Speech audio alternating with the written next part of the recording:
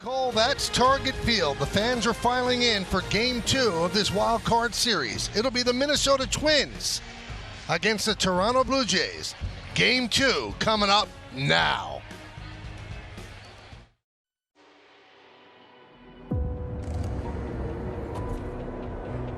The time for improving is over. The time for proving has arrived. Because the future hangs by a thread. It's gone! The Blue Jays and the Twins are ready. See ya! He's done it again! Back-to-back home runs for Lewis. 18 is enough. The Twins get a postseason win. This moment, filled with promise or regret,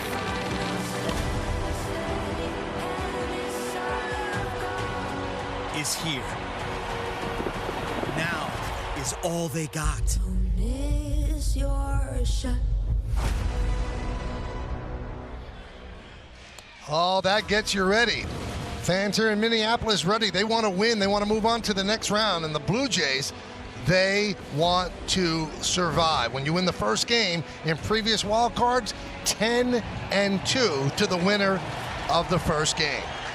Welcome inside the broadcast booth, everybody. That's Alex Rodriguez. I'm Michael Kay. Great game yesterday. A lot of excitement. Well played. And the winner was the Minnesota Twins by a score of 3-1. And as they say, a child led them, and that child was the rookie, Royce Lewis. I mean, it was his introduction to Canada and the U.S.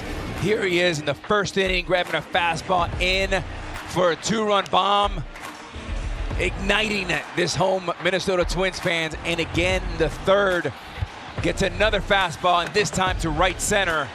And that was the story of yesterday's game. And he did something that only two other players have done, home runs in each of his first two plate appearances in the postseason. Gary Gaetti, 1987, and Evan Longoria in 2008. So some history yesterday here at Target Field. Now for the Toronto Blue Jays, they certainly have done the job. They got on base, but they left 9 men on base, so they did only half the job. And they're hoping that the 8th inning is the start of something, because Vlad Guerrero looked like he got his swing down. And it was perfect. There was a double, the opposite field. He talked to us the day before, said he was pressing a little bit. So this was a great sign, leadoff double. And you're thinking, here we go. The Blue Jays are thinking, here we go. Excitement from Guerrero. And then you get a wipeout slider, unproductive at bat by Bichette. Backdoor cutter, strike 3. And then a ground ball to first. And for Jax, maybe the 3 most important outs for the Twins.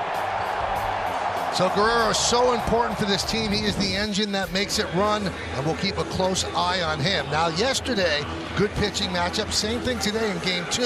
And the starter for the Minnesota Twins is Sonny Gray. He had a really good year. He's going to be in the top 3 in Cy Young. Very good year, 2.79 ERA there is.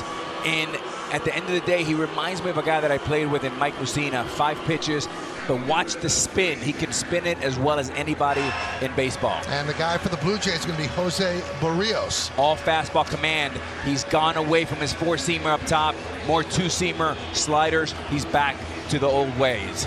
And he likes pitching here at Target Field. He was a Twin. So it's the Twins and the Blue Jays. Lineups, first pitch, baseball next, right here on ESPN.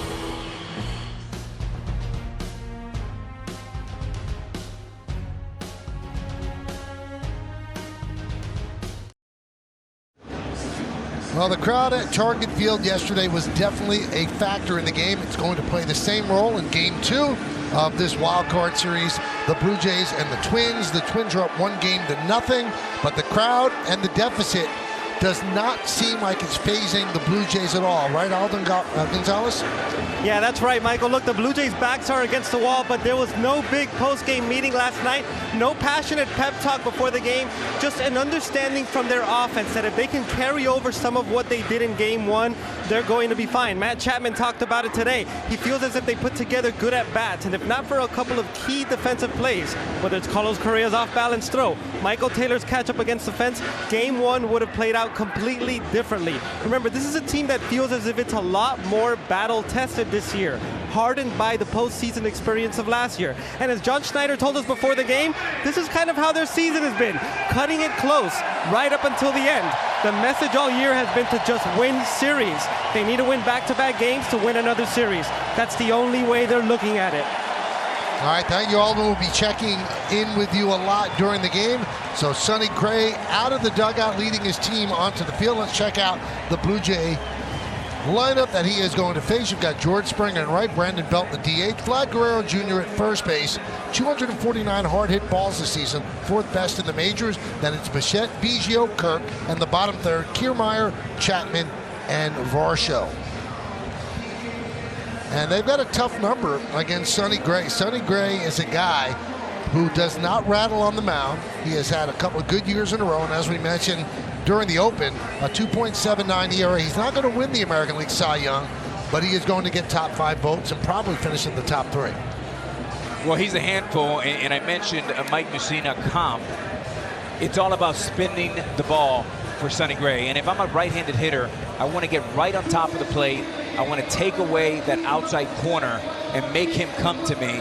The other thing is I want to have him elevate the baseball. If you're a lefty, something to watch is that hip pocket two-seamer, which will throw you to freeze you for a strike 3 looking.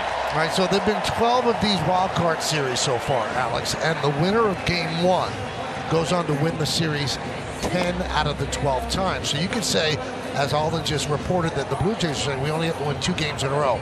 But all the pressure right now is on the Blue Jays, and the fact that the series never leaves Target Field, never leaves Minneapolis.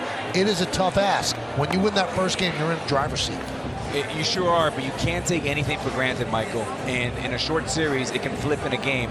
And yesterday, it was the defense that turned it around for Minnesota. Correa on the front end with a bare hand. Michael Taylor with 2 great plays, one coming forward, one against the wall.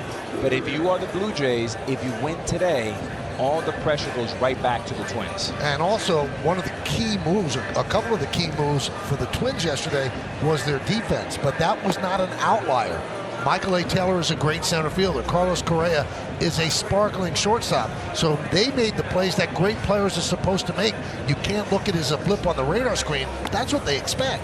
And the combination of doing it with youth and experience, and at the back end, Taylor and Correa have big-time experience, and the rookie, the young kid in Lewis with the 2 big home runs.